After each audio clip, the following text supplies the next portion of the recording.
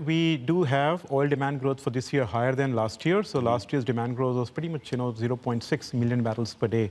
For this year, we are expecting close to 1.4 million barrels per day of demand growth. So higher than last year. But this is primarily coming from some one-off factors, right? So obviously, we are seeing a slightly better economic growth globally. We are seeing higher petrochemical feedstock demand growth from China and the U.S. And also an IMO regulation which is kicking in. Which has kicked in earlier part of this year, which adds in some demand growth to this year. So because of the IMO regulation, refiners will run around 1.7 million barrels per day of crude oil in the refining system, which provides a support to the crude prices in an oversupplied market. Okay, Dan has a question for you in Abu Dhabi.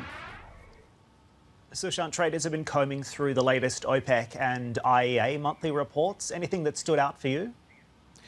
Well, I think, everybody agrees that there is enough oil in the market. So obviously, there are some differences between the oil demand growth forecasts. So we have it about 1.4 million barrels per day of demand growth for this year.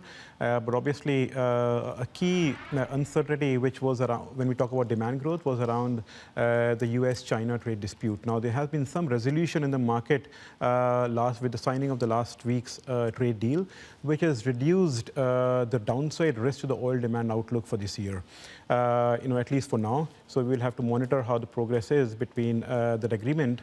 So we still believe the demand growth for this year will be stronger than last year.